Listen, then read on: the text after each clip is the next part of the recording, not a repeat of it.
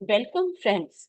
Welcome to this important 12th session of She and Rights, or Sexual Health with Equity and Rights, ahead of the 80th United Nations General Assembly, or UNGA as we call it, which will be held at the UN headquarters in New York next month. As we know, our government's committed to deliver on Sustainable Development Goals in 2015. As we cross the 2/3 mark this year on the road towards delivering on Agenda 2030, let us review where we are on the promises of gender equality and human right to health. World leaders and heads of governments perhaps would fly to the United Nations next month for UNGA. But would they honor their commitment to deliver on SDG 3, which is on health and well-being, and on SDG 5, which is on gender equality? Would they be held to account for lack of progress on both SDG 3 and SDG 5? Would they genuinely deliberate to accelerate progress towards these goals by 2030 or earlier? That is yet to be seen. What we find today is that an anti-rights push, an anti-rights gender push is rising and threatening whatever little progress was made on gender equality and human right to health. That is why today's session would focus on the theme of UNGA 2025, only 64 months left to deliver on SDG 3 and SDG 5. It is time for accountability. This session is jointly organized by Global Center for Health Diplomacy and Inclusion, or SEHDI as we call it, the International Conference on Family Planning 2025, or ICFP 2025, Family Planning News Network, FPNN, International Planned Parenthood Federation, IPPF, Asian Pacific Resource and Research Center for Women, ARROW, Women's Global Network for Reproductive Rights, WGNRR, Asia Pacific Media Alliance for Health and Development, or APCAT Media, and CNS. This session will feature experts from the Global South to voice ground realities with respect to SDG 3 and SDG 5 and recommend the way forward to accelerate progress for delivering on these goals within the next 64 months. For the benefit of the media who are attending this session and for others, if you are reporting on issues raised by She and Rights during 1st of July to 15th of September 2025, then please be welcome to apply for the She and Rights Media Awards 2025. The first prize winners from Africa and from the Asia Pacific regions would get to go to the International Conference on Family Planning, or ICFP 2025, thanks to Global Center for Health Diplomacy and Inclusion. The application process is open till 15 September. So you still have 24 days left to apply. And the link to apply is given in the chat box. A few quick housekeeping announcements before we begin. Participants, please keep yourself muted throughout the session. You can type in your questions and comments in the chat box as the speakers present. We will take up as many relevant questions as possible after all speakers have presented. I would also request our esteemed speakers to please stay with us till the close of the session to respond to the questions posed by the participants. Without any further ado, let me invite our first speaker to deliver the opening address. I invite my friend and inspiration, Dr. Bikash Devkota, who has served the government of Nepal in several capacities and is currently the Secretary in Ministry of Health and Population, Government of Nepal. Over to you, sir. Thank you so much, Dr. Shukla. It's my pleasure. It's so nice to see you all here. Thank you for inviting me and giving this opportunity. So I'll start. Okay. Excellencies who are present here, distinguished guests, colleagues, my friends.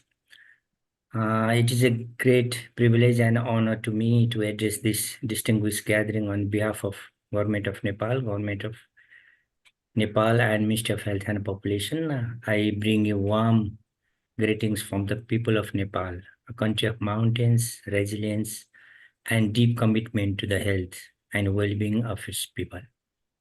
We gather here today under a powerful theme that you kept only 64 months left to deliver on SDG-3 and SDG-5. It's time for accountability.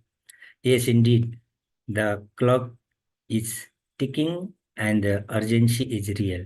For Nepal, this moment is not only about reflecting our progress, but also about reaffirming commitments, embracing accountability, and inspiring collective global action. If we see Nepal's public health journey is from fragility to the leadership over the past 3 decades, Nepal has traveled an extraordinary journey in public health. Despite limited resources, complex geography that we have, and frequent crises from political transitions to devastating earthquake and the COVID-19 pandemic, Nepal has demonstrated that determined policies, community ownership, and global solidarity can drive remarkable change. Allow me to share with you some milestones that we believe are not only national successes, but maybe the global exemplars. Nepal has witnessed one of the most dramatic health transformations. Life expectancy at birth has increased almost threefold. From 28 years, it was in 1954, to 72 years in 2021. In maternal health, Nepal's story is remarkable. Over the last 3 decades, we have reduced maternal mortality ratio by more than 70%. This means that tens of thousands of Nepali mothers who might once have been lost during childbirth are now alive, raising their children, nourishing them, and contributing to their community. The neonatal mortality rate has been reduced by more than half, declining from 50 deaths to 21 deaths per 1,000 live births over the same period. Access to sexual and reproductive health and rights in Nepal has expanded significantly, supported by progressive legislation such as the Safe Motherhood and Reproductive Health Rights Act, which was enacted by the Federal Parliament to respect, protect, and fulfill women's constitutional rights to safe motherhood and reproductive health by ensuring the provision of safe, quality, affordable, and accessible maternal and reproductive health services. A cornerstone of Nepal's maternal health progress has been the AMA program, that is Mother Program, which stands as a flagship policy model of equity in maternal health, eliminating financial barriers so that no woman in Nepal has to pay for maternity services, providing financial incentives that empower women to choose safe institutional delivery, and reinforcing the capacity of our health workers and institutions. It is not only saving lives, but also setting a powerful example on how investment in equity transforms maternal health outcomes. Behind these achievements is the quiet but powerful contribution of nearly 52,000 of female community health volunteers, the backbone of Nepal's health system, ensuring that every woman and child, even in the remotest village, can access life-saving care. Another area of pride is our progress in immunization and disease elimination. Nepal has maintained over 90% of immunization coverage in all the indigent under National Immunization Program for several years. Just last year, Nepal conducted a nationwide campaign reaching over 6.3 million children and children with measles rubella vaccination. As a result of these sustained efforts, the World Health Organization officially declared Nepal eliminated rubella on recently, 18th August this year, and we are on track of eliminating measles, leprosy, Kala-Azar, and malaria. These are not just statistics, they are lives saved, disabilities averted, and futures secured. They testify to our ability to deliver results when communities, governments, and partners work together. Talking about nutrition, remarkable decline has been achieved through integrated multi-sectoral action among health, agriculture, sanitation, education, and social protection that are working together. Our celebrated campaign, the Golden Thousand Days Initiative, has mobilized communities to prioritize maternal and child nutrition during the most critical period for lifelong development. These efforts have improved growth, learning potential, and productivity for millions of children across Nepal. Fighting communicable disease and advancing HIV and tuberculosis response is another success area. Nepal is the only country in Asia Pacific to have reduced new HIV infections by over 75% between 2010 and 2024. This is a landmark achievement, placing Nepal alongside with 3 countries in Africa with similar progress. In tuberculosis, Nepal has improved notification rates and strengthened community-based direct observation treatment services, ensuring early diagnosis and treatment. TB-free communities initiatives has huge contribution to our commitment to aligning with the End TB strategy and accelerating progress towards elimination. Nepal is also proud to be a global leader on tobacco control. We are the only country in the world to implement 100% pictorial health warnings on tobacco products. This bold initiative has earned Nepal international recognition and awards, demonstrating that even small nations can lead the way in advancing global public health. If we talk about the non-communicable disease, climate, and AMR, we are not only fighting yesterday's battle, but also preparing for tomorrow's challenge. Nepal has adopted a national action plan on antimicrobial resistance, applying the One Health approach across human, animal, and environmental health. We are addressing the rising burden of non-communicable disease and mental health, which account for more than 2/3 of total deaths in the country. Recognizing the threats of climate change, we are investing in vector-borne disease control, heat-related health risks, and resilient health system. These all achievements are anchored in a strong policy foundation. The Public Health Act guarantees health as a right. National Health Policy, Health Sector Strategic Plan, National Health Financing Strategy lay out a clear pathway to universal health coverage. The Gender Equality and Social Inclusion Strategy ensures that no one is left behind, especially women, girls, and marginalized groups. And most importantly, Nepal has in its constitution the right of every citizen to free basic health services. The constitution guides every action we take.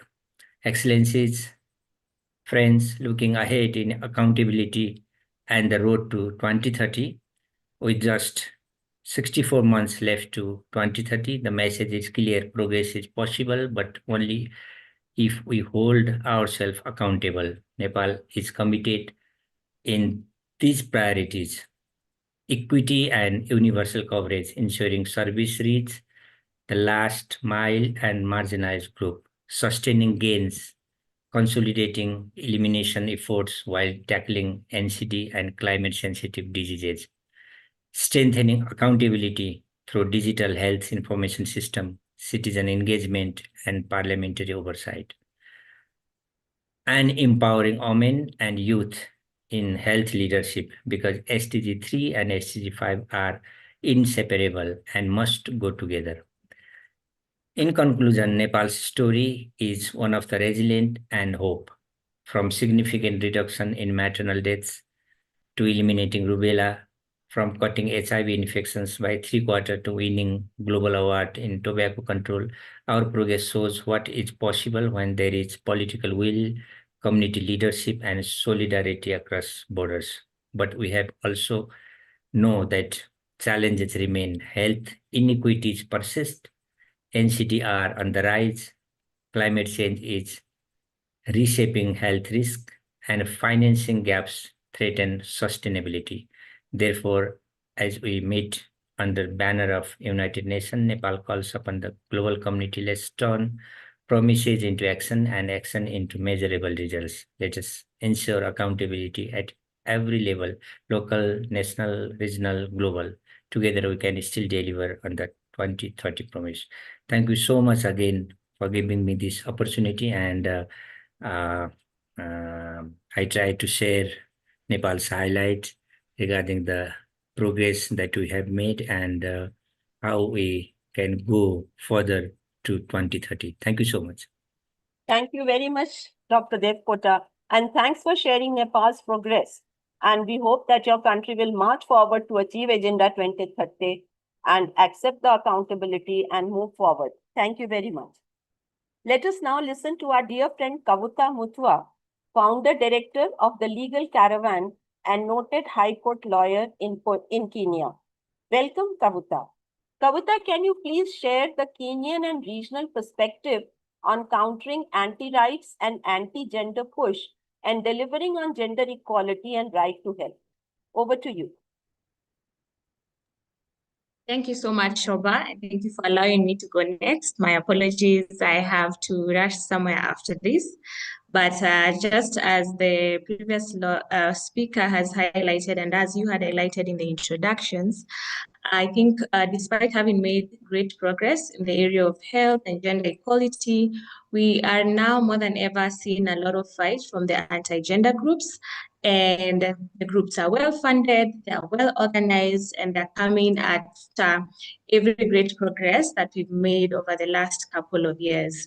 And so some of the trends that we've seen are around punitive laws and bills targeting especially Matcha sexuality, as we've seen in Uganda with the Anti-Homosexuality Act. The same has been introduced in many other African countries, including Ghana. I know now there's a discussions around a new version being reintroduced after the first one was not successful. And for Kenya, we've seen 4 versions of a similar bill being introduced in Parliament. So there's a lot of punitive laws around the same. And a lot of policy rollbacks as well. Despite having made strides, we are seeing a lot of policy rollbacks. Like, for example, Kenya, we had the ESA commitments around advancing comprehensive sexuality education, which Kenya again withdrew from, and as well as the Maputo Protocol reservation around Article 14 on the right to access safe abortion services, which again hinders the progress under the area of sexual and reproductive health and rights. So again, we've seen contradicting laws that again hinder access to these services for young women and girls, including the Geneva Consensus Declaration that we have continuously advocated against. And so all these policy changes, what they do is that they hinder government's commitments towards advancing reproductive rights for young women and girls. And as I said, these groups are well funded and well organized. What we're seeing is annual conferences under the guise of having family values or protecting of family values. And they're funded by organizations including the Family Watch International, CFAM. They're well organized, and we've seen such conferences in Uganda, Rwanda, Sierra Leone, and my own country, Kenya. And from such conferences is where we've seen drafts of retrogressive laws and policies being discussed and being suggested. I know there were discussions around a draft African Charter on family sovereignty and values, which again completely contradicts some of the rights we are advocating for, especially in the area of sexual and reproductive health and rights. And then there's, of course, the continued shrinkage in donor funding and funding around the area of health. And with the global gag rule again, there's continuous shrinkage in funding under sexual and reproductive health and rights. So, and now more than ever, we are seeing attacks, especially for people championing reproductive rights online. We've seen a lot of misinformation and a lot of hate campaigns, and especially where we have leaders and representatives advocating for these rights, they're dragged online, and this can be a bit discouraging, especially where we are able to identify champions and leaders that are able to successfully champion for these progressive rights. So the anti-rights groups are there, they're organized, they're meeting now more than ever. And they're even coming after the existing constitutional provisions, for example, amendments around constitutions, around policies, and even with the suggested progressive laws, we are seeing some of these groups dragging us to court to, fight against some of the policies that we are trying to push forward.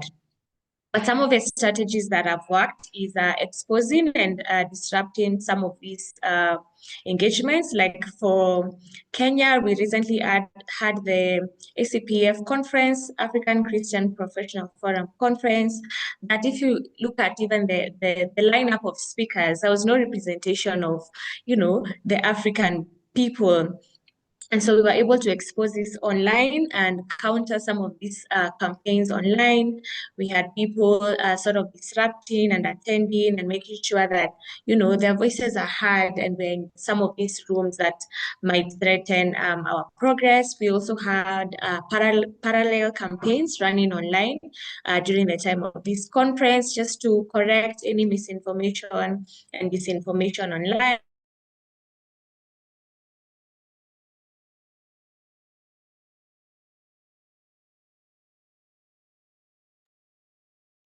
We cannot hear you, Kavutha.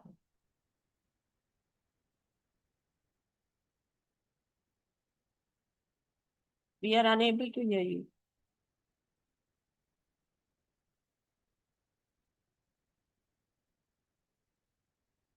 I think some internet problem at Kavutha's end.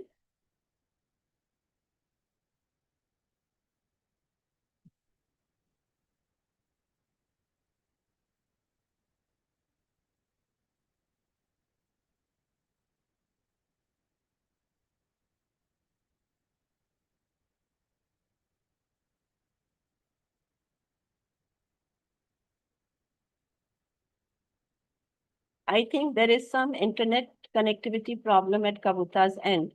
So we will move on to our next speaker, who is none other than Benedicta Oyewole, Community Engagement and Partnership Lead at the International Planned Parenthood Federation, Africa.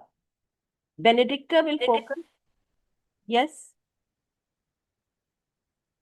I could hear somebody speaking. Benedicta will focus on Africa's progress or lack of it on SDG-3 and SDG-5 and the way forward. Welcome, Benedicta. The stage is yours.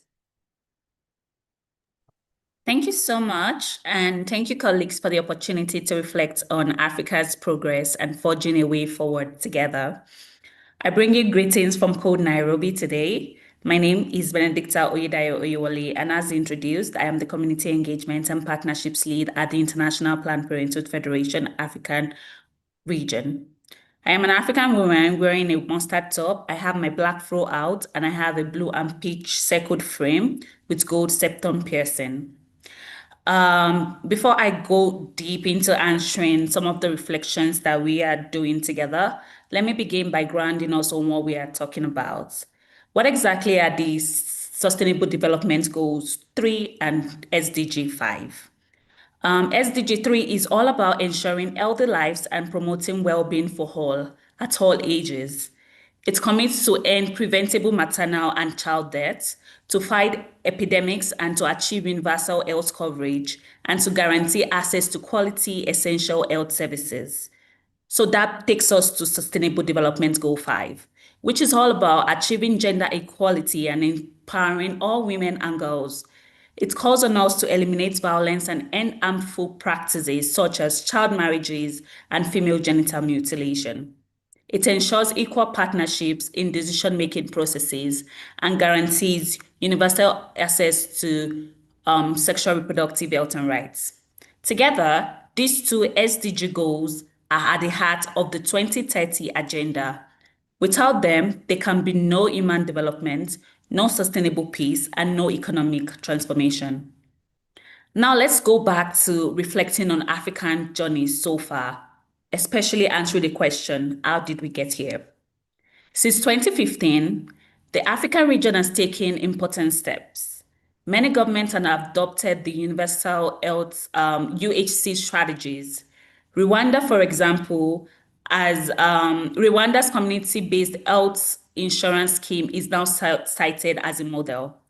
Ethiopia's health extension worker program has brought basic care to rural communities. Ghana has introduced free maternal health care under the NHIS. On gender equality, we have seen many laws and strategies passed to criminalize gender-based violence, expanding political representation for women, and raise minimum age for marriages. In countries like Senegal and Malawi, girls' education have expanded significantly, and across the continent, more women are entering parliament, women are leading institutions, and feminist movements are increasingly visible. And these are achievements we do not take lightly. But here is the reality. The progress is really slow. And yet, colleagues, we must confront the reality. And the reality of things is we are not on track. African countries still account for 70% of global maternal deaths. In countries such as Nigeria, South Sudan, Chad, women continue to die from preventable causes simply because essential obstetric services are out of reach. In parts of the region, 1 in 3 women experience intimate partner violence, and conflicts have worsened this crisis. In countries such as South Sudan, in the DRC, and in Somalia, reports of conflict-related sexual violence are surged. Child marriages remain widespread. Nearly 4 out of 10 girls in West and Central African countries are married before 18, and this robs them of education, health, and ultimately their future. On universal health coverage, the region service coverage index remains far below global averages, and millions are pushed into poverty every year because of out-of-pocket health spending. COVID-19 and recent conflict has reversed some gains. But let's be clear, the crisis is not only about shocks. It is also about underfunded systems, weak accountability, and political choices that fail to prioritize women's health and rights. And a good example of that is in the case of the Gambia, which last year moved to repeal the act that criminalized female genital mutilation in the country. The next phase I'm going to want to touch on is, why does this matter? Because this is not only a health issue or a gender issue, it is about justice and economics. The African Union has estimated that gender inequality costs sub-Saharan African countries billions of dollars in lost productivity each year. Every maternal death is not only a personal tragedy, it is a blow to families, communities, and national development. When girls stay in school and delay marriages, fertility rates fall, economic growth, and society stabilize. Conversely, when you allow gender inequality to persist, we entrench cycles of poverty and vulnerability. How do we then accelerate progress? What can we do? What do we need to do differently and urgently if African countries is to be on track by 2030 rather? Let me offer 4 priorities. The first, we need to invest in primary healthcare and universal health coverage. Countries must ring-fence budgets for PHCs, remove user fees for maternal and reproductive health, and scale up midwives and community health workers. Universal health coverage must guarantee sexual reproductive health services from contraception and safe delivery to treatment for survivors of sexual gender-based violence. Secondly, we must make ending gender-based violence and child marriages a political priority. Laws alone are not enough. We've seen this over and over again, how laws are not enough to move us towards the goals of SDG-3 and SDG-5. We need enforcement. We need budgeted action plans and survivor-centered services, shelters, hotlines, safe schools, mental health care. Ending child marriage requires working with communities from traditional and religious and faith leaders and ensuring girls have access to quality secondary education.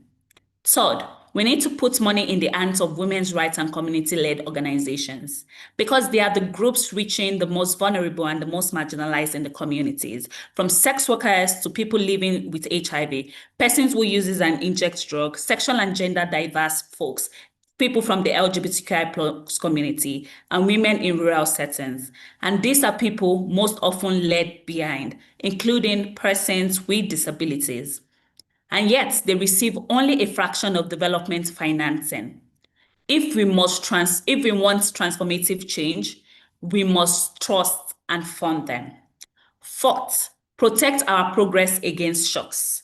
And I think a prime example of that is the one I cited earlier, talking about the Gambia, which there were moves to roll back the law and the rights that criminalizes the practice of female genital mutilation, which was attempted to be rolled back last year. And we see this rollback of rights coming in, especially like the last speaker spoke, at the influx of anti-rights and anti-gender moves across this continent. Conflicts, pandemics, and climate disasters will continue to threaten health systems. We need contingency plannings, mobile clinics, preposition supplies, and humanitarian responses that always include sexual reproductive health and rights, and gender-based violence services as life-saving priorities. As we are looking ahead to UNGA in the next month, a call to leaders is, as world leaders gather at the UN General Assembly, my message to them is Africa's countries cannot afford polite promises any longer. We need our commitments honored. The promises of SDG-3 and SDG-5 is the promise of dignity, life, and equality. We need them to deliver on it. We need protection of health and gender equality financing, even in time of atrocity. Do not balance budget on the backs of women and girls. The third one is we need action with urgency. We need to set measurable milestones, reduce maternal mortality in the highest burden districts by half of 2027. We need moves to end child marriages within a generation, guarantee universal access to essential sexual reproductive health and rights services. Colleagues, this is not charity. This is justice. It is economic sense. It is the foundation of the African countries that we want. The time for political rhetoric is over. What we need now is courage, financing, and political will to ensure that by 2030, no woman dies from giving birth. No girl is forced into marriage. No one is denied health and dignity because of who they are. And these are things that I think we need to deliver in the UN General Assembly come next month. Thank you very much. My name is Benedicta Oyedayo Oyewole once again. Thank you, Benedicta. Thank you for taking us through Africa's progress and gaps that remain to achieve SDG 3 and 5, and also showing the way forward. And it's not only Africa, Benedicta, but none of us needs the charity of polite promises, as you said, anymore. We need serious action on the ground. Thank you very much. A gentle reminder to our audience to please type in your questions and comments in the chat box, which will be taken up once all speakers have presented.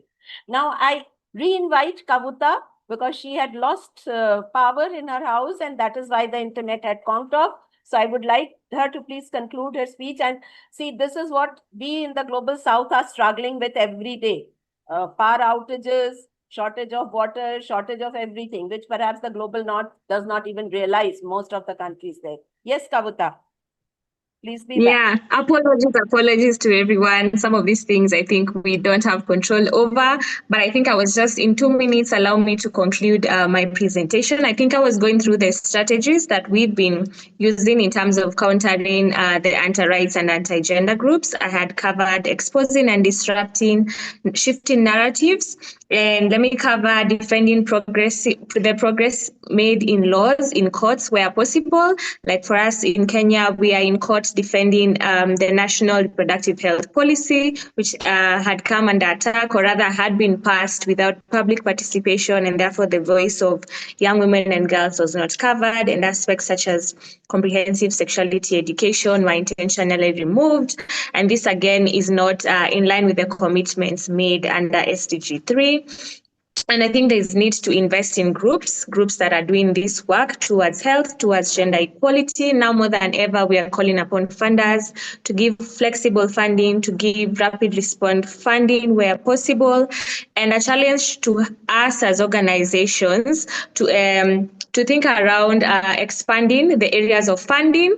And because of the shrinking donor funding, we need to be a bit creative, explore other avenues of making money without fully depending on donor funds. And then we need to loudly celebrate our gains. Someone reminded us in a meeting this morning that most times we forget to celebrate progress, and it's good to amplify progress made. For example, Kenya recently progressively voted for the renewal of the United Nations mandates to investigate cases of violence against sexual and gender minority groups.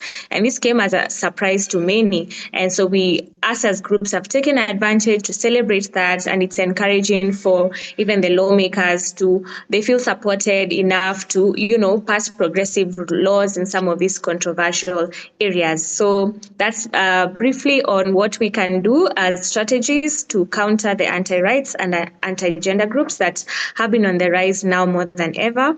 Thank you so much, Shoba, and thank you, everybody. I'm sorry I had to rush through this, but I had to leave my meeting, come make this presentation, and rush back. It just came up urgently. I wish you all the best. I will follow the conversation and questions, and I can respond where needed. Thank you. Thank you. Thank you very much, Kavutha. And indeed, we should not forget our victories. We should celebrate our victories and learn from our defeats and move forward. Thank you. Moving forward on our end, let us now listen to voices from the Asia-Pacific region. I welcome Anjali Shenoy, noted intersectional feminist from Asian Pacific Resource and Research Center for Women. Anjali, please let us know if governments of countries in Asia-Pacific are honoring their commitments towards SDG-3 and SDG-5. Over to you. Thank you, Shobha. I just have a PPT that I'm going to share. Yes. So just give me a second to start that.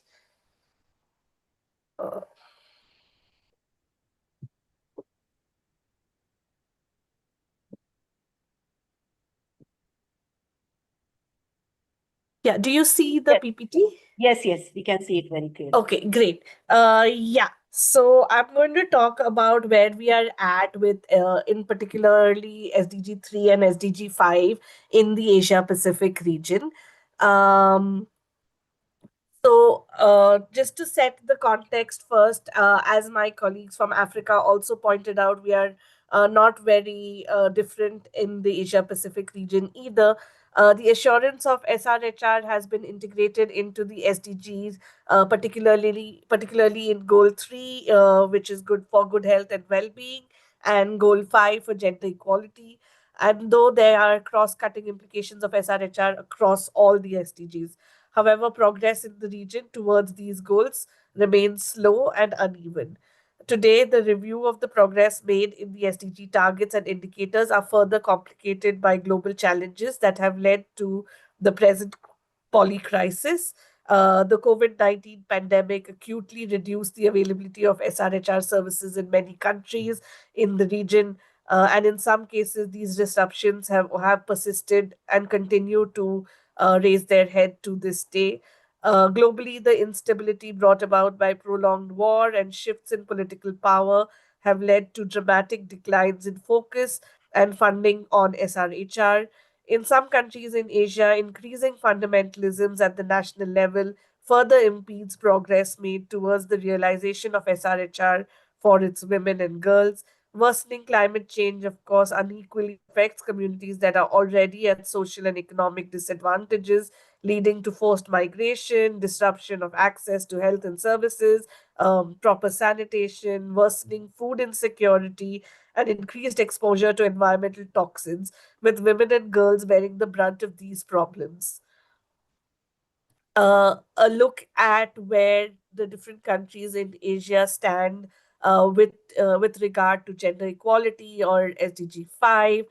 It is very clear that most emerging economies in the Asia Pacific region ranked poorly in gender equality within the SDG framework, and the region still has a long road ahead towards achieving gender equality and the fulfillment of SRHR, indicating an urgent need for accelerated action. Coming to some of the key areas that we have been looking at, um, in light of this year's focus on SDG 3 and 5 in at the HLPF and now in at UNGA as well, Arrow and our partners have reviewed progress made towards SRHR in the Asia Pacific region in the face of intersecting crisis, both within the SDG framework, but also incorporating community and lived experiences of women and girls in all their diversities from the region. So, if we look at maternal mortality, one third of the countries in the region are not on track to reduce maternal mortality to below 70 deaths per 100,000 live births. A majority of countries are experiencing a decline in maternal mortality, but for many, the problem is too big and the progress is not far enough. Of course, maternal mortality is a completely preventable issue, and a regional analysis shows that the full spectrum of maternity care, including antenatal care, skilled delivery services, and postpartum care, is correlated to lower maternal mortality ratios. The maternal mortality ratio the maternal mortality ratio is lowest in countries where these services are highly utilized. Delays in accessing maternal health services also increase the risk of mortality. Research from our partners at the University of Health Sciences, Lao PDR, shows that the delays in seeking care and receiving care are the primary contributors of maternal mortality in the rural areas, and was attributed to 61% and over 80% of maternal deaths in that area. Unsafe abortions, of course, continue to be an important source of preventable maternal deaths. Regional data on unsafe abortions remains scarce and outdated. Unsafe abortions Researchers estimate that the rate of abortions for this region are anywhere between 34 to 46 abortions per thousand women of reproductive age, indicating that there is a dire need for safe abortion services in Asia and the Pacific, though this is largely unmet by legislation, where in several countries, abortion still continues to be illegal or even worse, criminalized. Uh, Similarly, adolescents in the region also face significant challenges. They face a dangerous cycle of pregnancy and unsafe abortions, along with mental health dangers, limited access to legal abortion pathways, parental consent requirements, affordability issues, societal pressures and stigma, non adolescent friendly healthcare services, and a fear of lack of agency. Girls in the region also face a multitude of challenges when it comes to their safety and well being, including early and forced marriages, female genital mutilation and cutting, as well as sexual, physical, and psychological violence.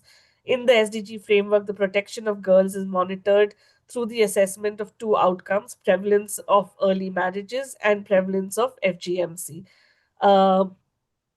If we look at both, we are not faring very well on these. While several countries have reasonable legal ages of marriage, but they also contain other dangerous exceptions. For example, in the Philippines, while legal age is 18, but the Muslim law allows marriage at a much earlier age. In Bangladesh, again, loopholes in child marriage restraint act allow for special cases. In countries like Kyrgyzstan, while there is legislation in place, there is poor implementation. There is a 13% increase in child marriages in Bangladesh since the COVID-19 pandemic. Similarly, data on FGMC remains scarce, though the practice is widespread in the region. UNICEF reports that in Indonesia, half of the women aged in the age group of 15 to 49 years have reported experiencing FGMC. FGMC is also practiced in several other countries like Indonesia, India, Sri Lanka, Bangladesh, Thailand, Malaysia, Cambodia, Vietnam, Laos, PADR, Philippines, and increasingly performed under medical care with little or to no legal protection. When we come to gender-based violence, of course, the issue is once again is increasingly alarming. More than one-third of women worldwide experience gender-based violence, and the incidents in Asia are substantially higher than these global averages. Femicide in the Asia Pacific alone is accounts for about 18,100 deaths. 15 to 64% of women experience physical or sexual violence by an intimate partner. 75% of women in the region experience sexual harassment. 57% of women across 139 countries said that they felt unsafe, walking in their neighborhood. The region also has a disproportionate share of women, close to 41.5% in East Asia and the Pacific, in vulnerable work. Women, girls, and people with diverse sexual orientations and gender identities are more likely to experience technology facilitated gender based violence, with 8 in 10 women experiencing some form of TFGBV. Within this framework, of course, marginalized groups are at a higher risk. For example, Dalit women, LGBTQIA plus communities, women with disabilities, indigenous communities, and migrant women. These factors are further compounded by factors such as COVID-19 pandemic and its impacts, climate disasters, particularly in South Asia, regional conflicts that we have been seeing in Myanmar and Afghanistan, and of course, the forced displacement issue. State-sponsored discriminatory law, uh, systemic hierarchies, discriminatory policies maintain a status quo when it comes to gender-based violence, and also a whole lot of cases also go unmeasured. We also see multiple forms of marginalization and discriminations that I've already spoken of. And what is importantly notable is what is missing from the current data systems when it comes to GBV. The continuum of GBV as a rights violation, the focus on marginalized communities within gender based violence data, climate change impact on GBV, GBV and SRHR services and accesses to linkages, economic and psychological violence, technology facilitated violence, and prevention methods and social norms. When it comes to universal access to SRHR, uh, also reflects the availability, access, affordability, and utilization of a comprehensive range of services over the life cycle.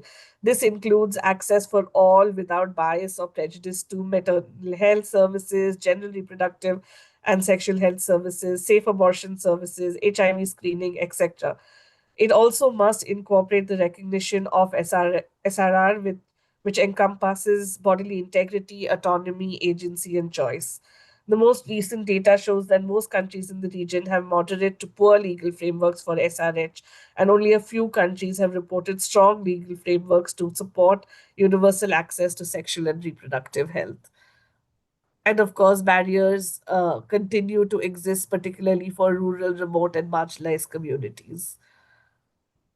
And while we do have certain wins in some cases, for example, in Bhutan, while there is universal healthcare progress, but accessibility and challenges for persons with disabilities and in rural areas continue to exist.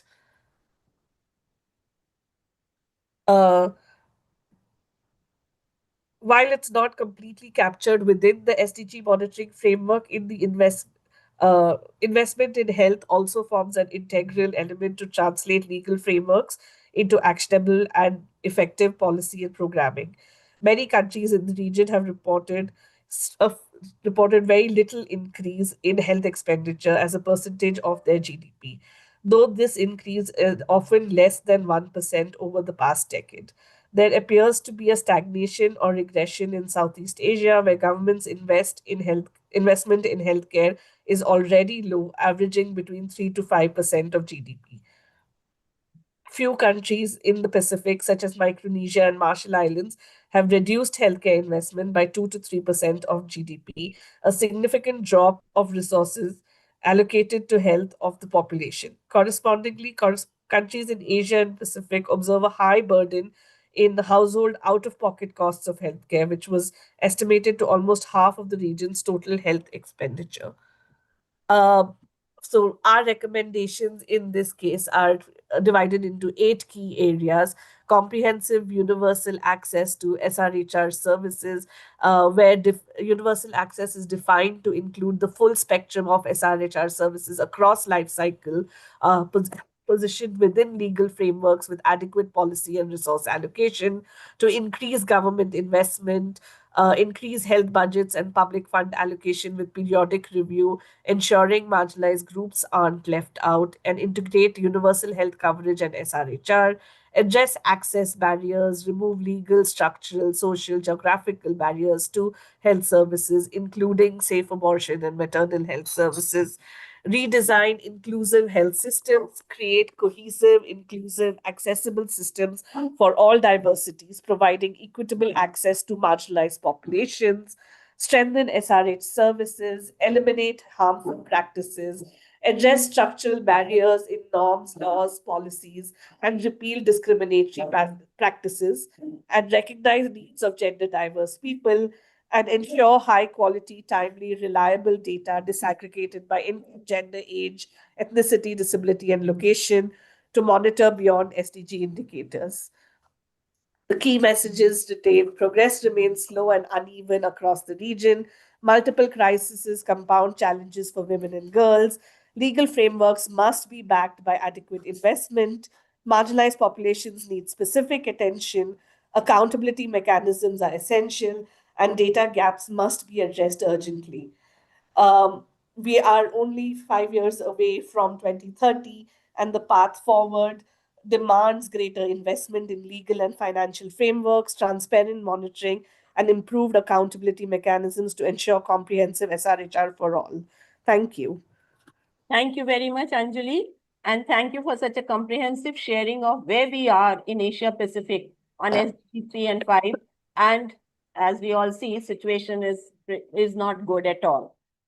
I now invite my dear sister, resister, and persister, Matcha Phorn-In, the founder, executive director of Sangsan Anakot, Yawachon, Thailand. Sangsan is led by ethnic minority and indigenous LGBTQ feminists with a strong commitment to empower indigenous women, girls, and young members of the LGBTQ plus community. Over to you, Matcha. Thank you so much, Shoba. Good morning, good afternoon, and good evening, wherever you are. I have a bad news to you all. It's about that we unable to achieve the SDG Goal 5 and Goal 3 in 2030 without the commitment from the government who have an accountabilities of protection of human rights of women, girls, and LGBTIQ, who need to promote a human rights culture and who need to fulfill our human rights in all aspects. We unable to achieve the SDG Goal 3 and Goal 5 because in many countries, including Thailand and Myanmar, we are now facing the armed conflict. Many areas are in the war zone, and that force a lot of people to internal and external displacements. We unable to access to land and natural resources because many countries, including Thailand, do not acknowledge indigenous rights. Therefore, right to land and natural resources were restrictions. We are impacted by business activities. For instance, minings, rare earth in the Thai-Myanmar border made the river contaminations, and the people who most poverty is drinking the water that contamination of arsenic which cause cancer, and is still unable to resolve this problem due to the transnational business, and is out of the hands of the government that they claim, but it wasn't true. When we're talking about gender equality, talking about right to health and well-being, we cannot remove the most important, which is girl, women, and LGBTIQ. In the realities, especially since the COVID-19, is not 1 in 3 faced gender-based violence or violations, but in our community, it's 100% of women and girls every day face sexual harassment. Some are bullying at the school, just being who we are, for example, being LGBTIQ. Therefore, all of this is the realities. Who will respond to these realities? First, the governments, we cannot talking about right to health without talking about end the war. And you saw in your eye now, in the war zone, they targeted school, they targeted the health sector, hospital.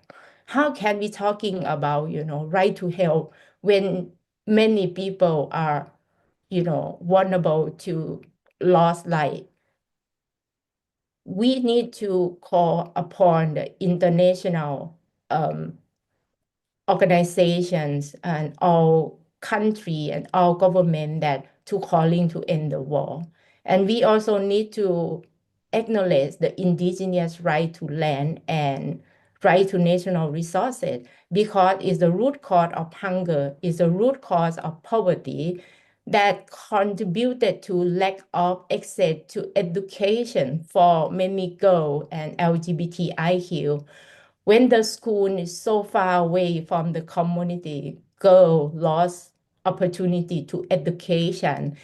And many countries do not criminalization child marriage, included Thailand. Therefore, a lot of girls are pregnant when we are so young. Unfortunately, many countries right to abortions is banned.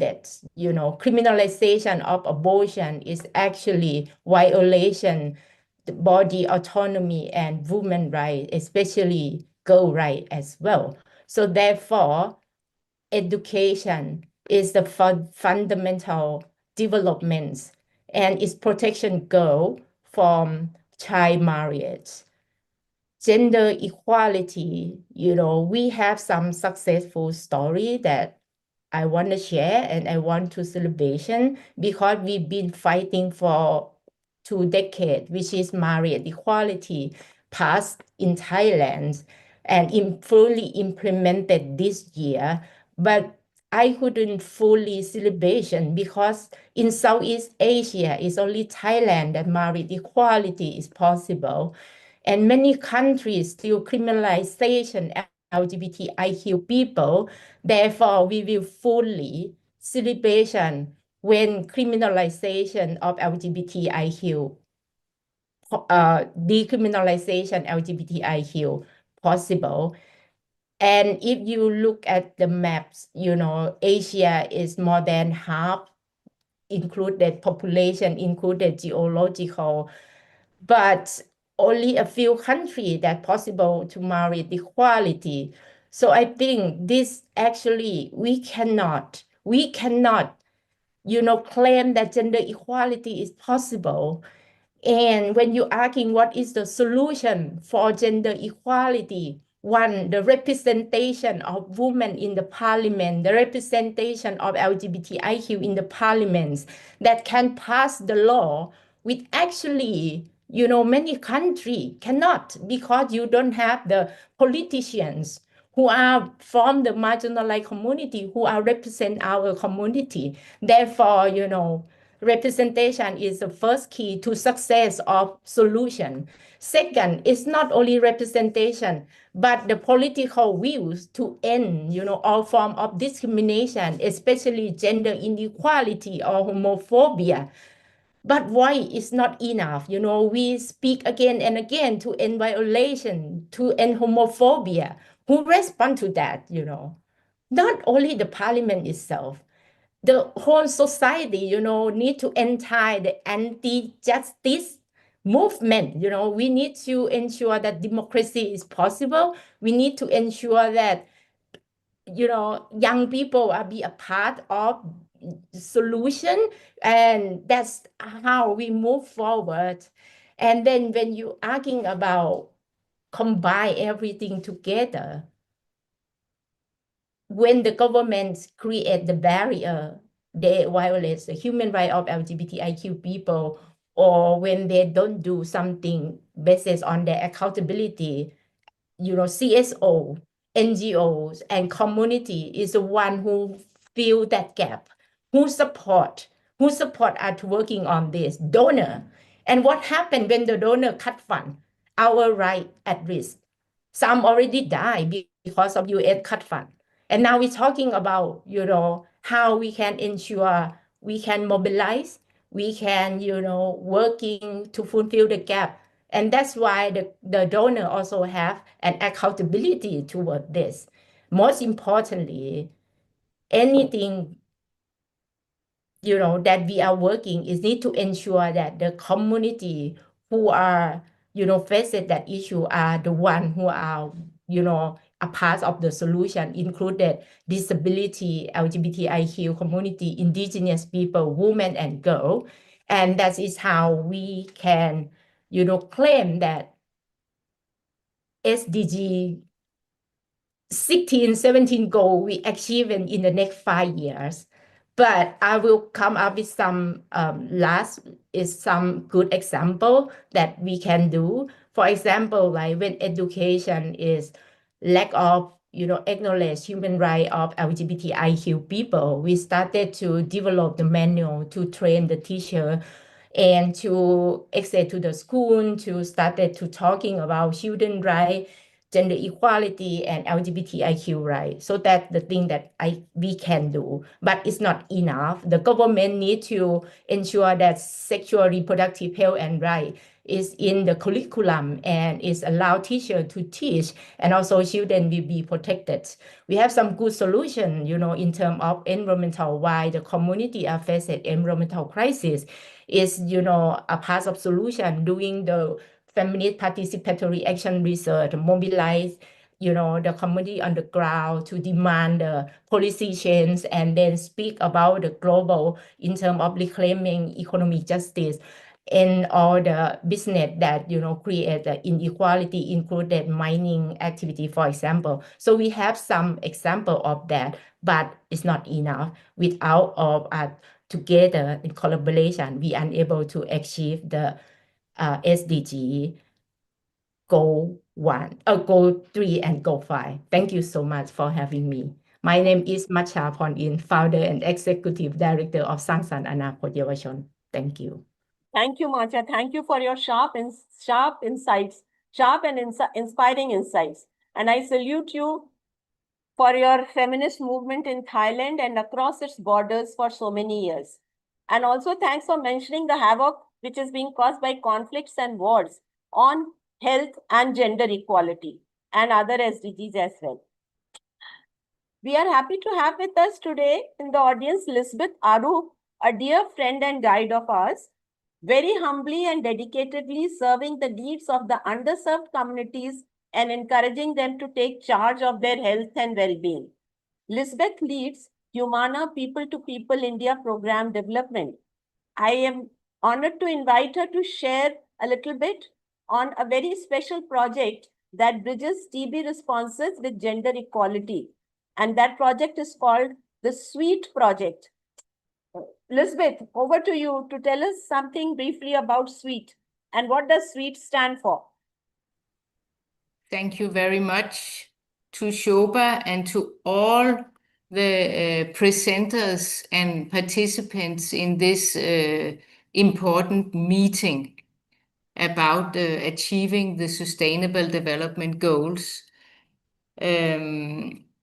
especially number 3 and number 5, but definitely also all the other goals.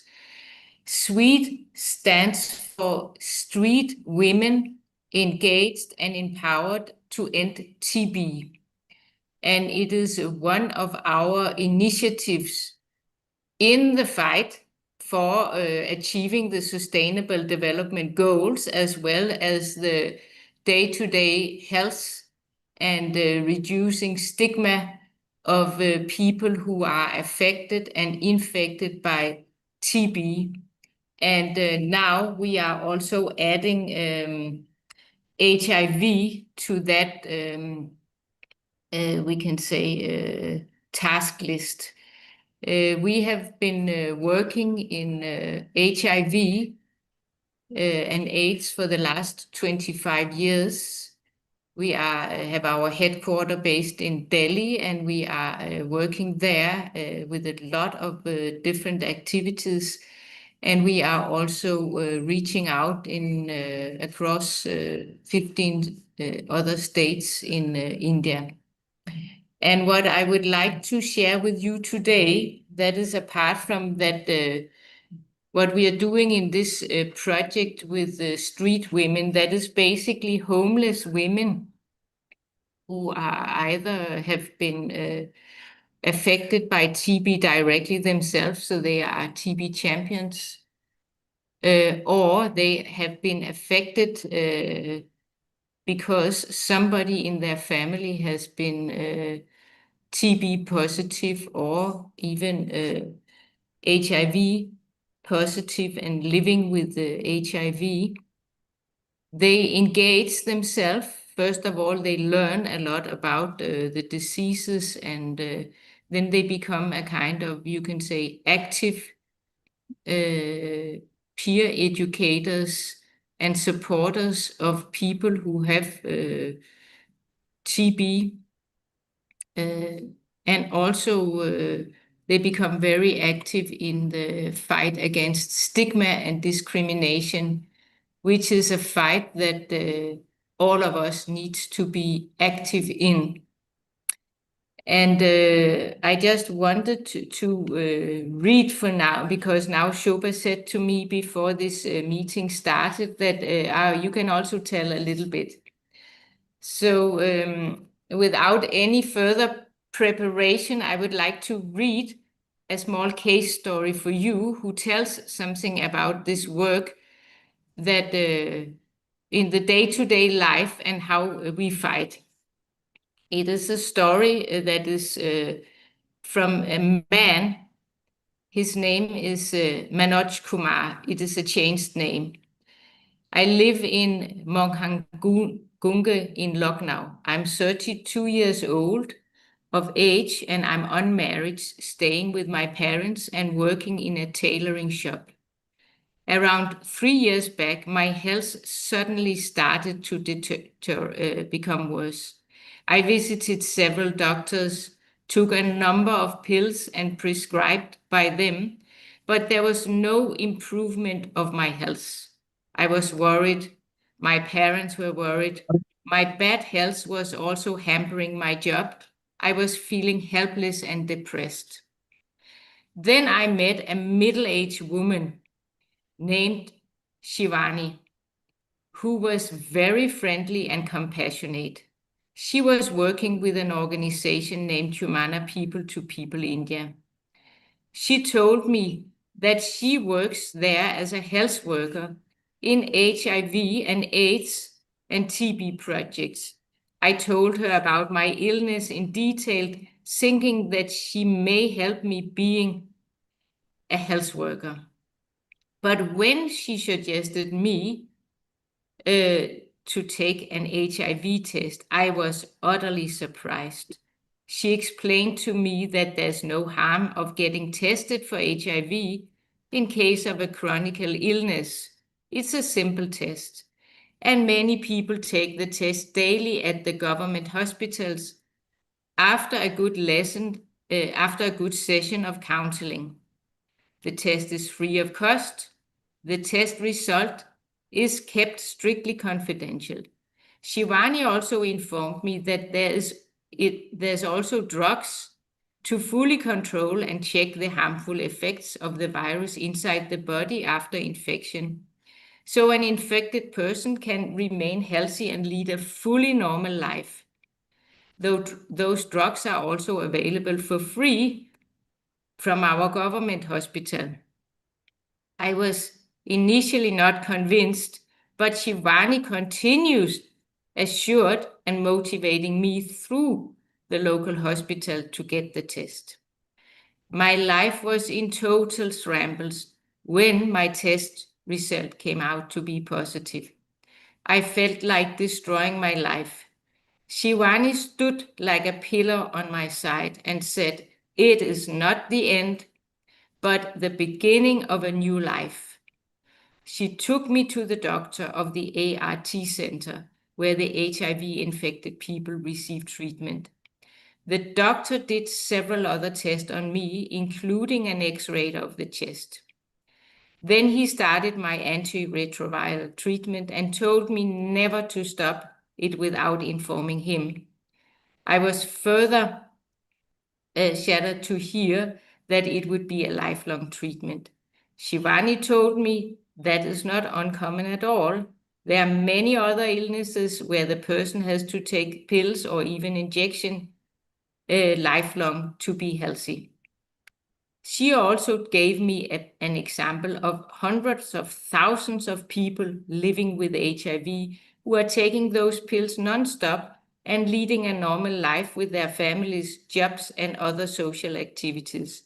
Her words gave me some relief and a ray of hope. 3 years have passed since then. I'm still on antiretroviral treatment without any problems. I have already gone back to my health, energy, and enthusiasm like before. I have also started my own tailoring shop, and it's running very well. This is indeed a new life for me. Thanks a million, Shivani. I owe my new spirit and momentum life fully to you. And I just wanted to share this small story because I think that this session here, we have got a lot of good stories where the fight is going on in the government.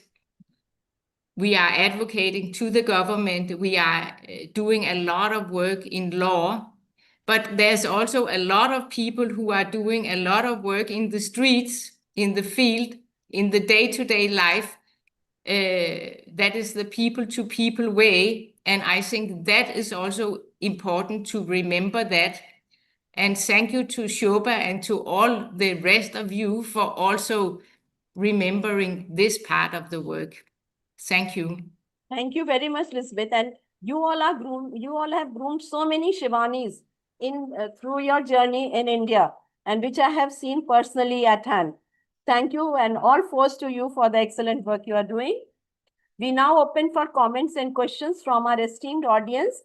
I'm really happy to see Mabel Bianco today here in the audience. Mabel is a role model for me. She's a physician from Argentina who has devoted her career to fighting for women's access to improved health services and sex education. I'm a great admirer of her never say die attitude. Mabel, we will be very honored if you would say a few words here.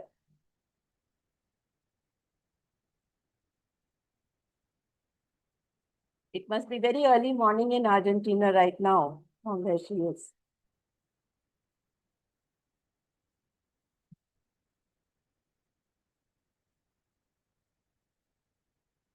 Yes, Mabel.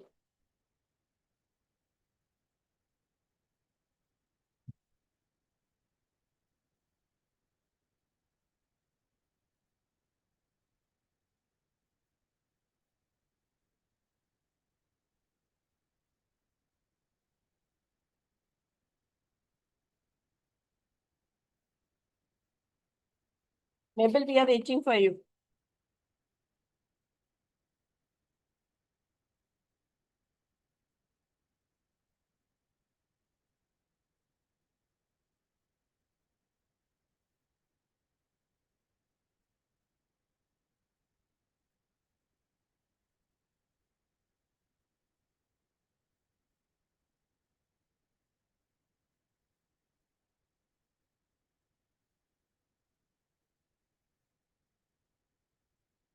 Is she not there now? Okay, we will move on to the questions. We have a question for Dr. Devkota. Mahesh Puri wants to know if, of course, he has praised what Dr. Bikash Devkota has said, and he wants to know if you could explain which areas you see Nepal will find it difficult to meet the SDG goals and why. Over to you, sir. I think he has left too. He has left. Okay. Okay. Sorry. All right. Kalpana Acharya wants to know from the speakers, what should governments prioritize? Kalpana Acharya is a very senior journalist from Nepal. She wants to know what government should prioritize to protect women's health due to financial problems, from financial gaps. Any of the speakers could please respond to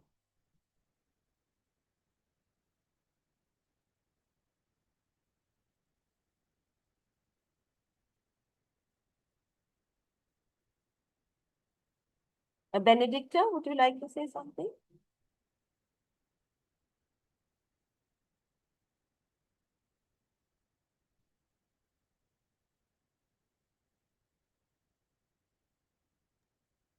I can have a go, Shobha. Yes, I think, yes, Anjali, please. Yes, Anjali. I think one of our consistent demands has been that governments increase health expenditure, investment in health and expenditure on healthcare services.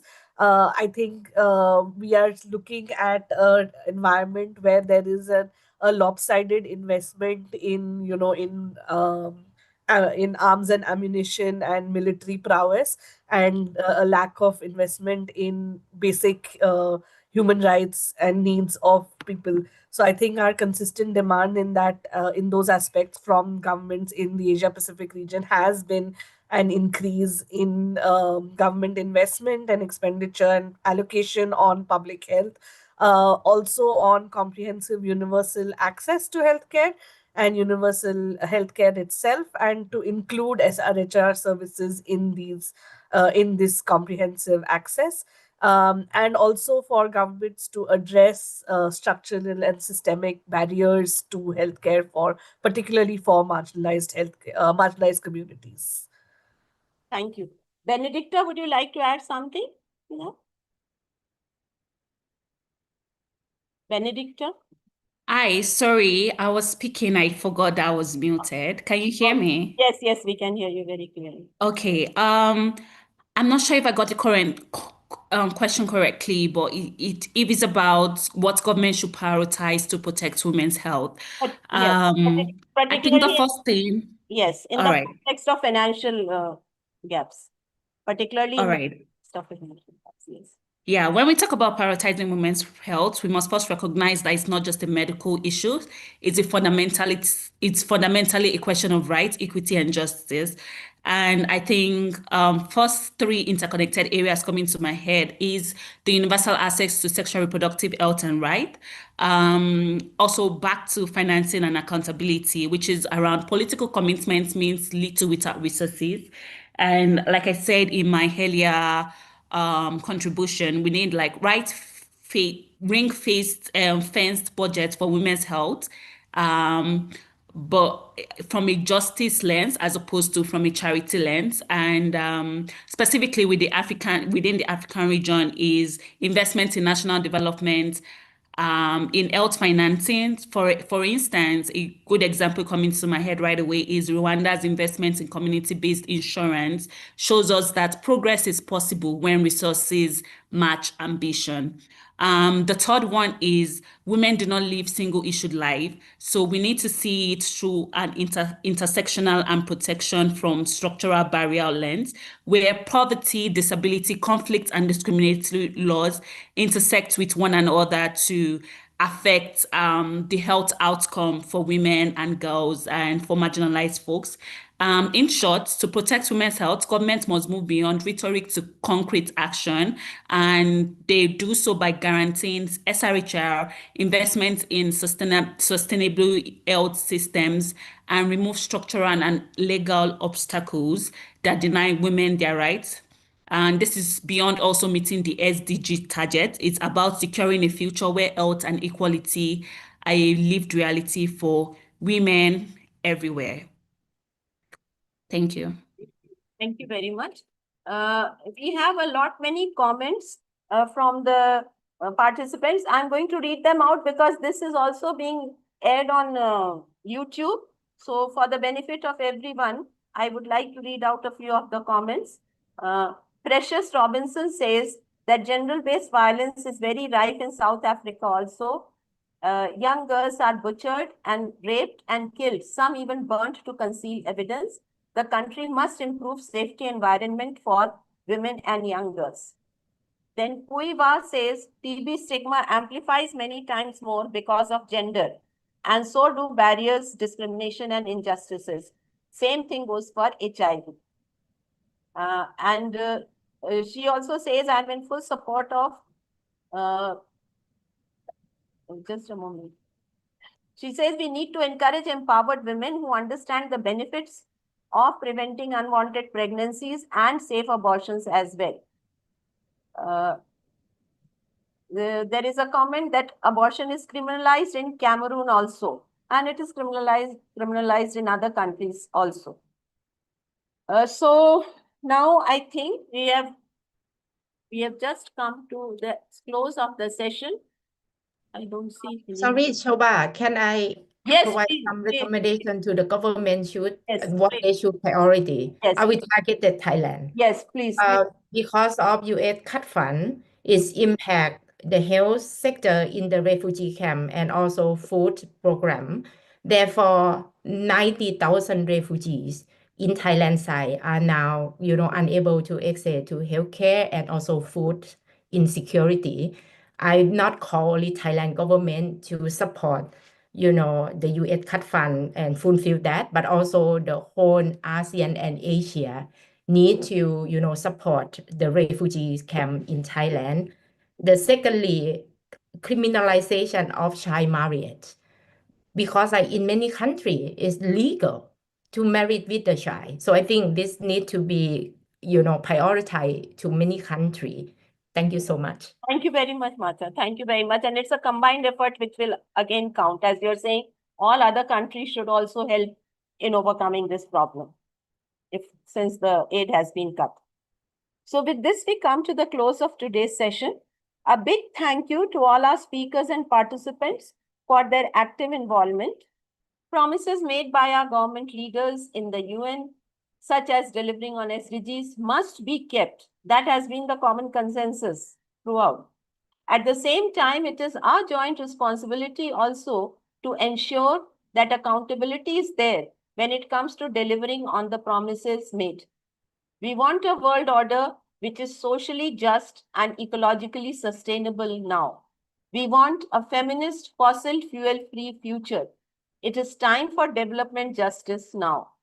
And once again, I'm just informing the media that they can apply for the She and Rights Media Awards, and the application process is open till 15 September. The link you must have found in the chat box. And the next She and Rights session would be held next month on September 5 at the same time as of today, ahead of Safe Abortion Day. Till then, goodbye.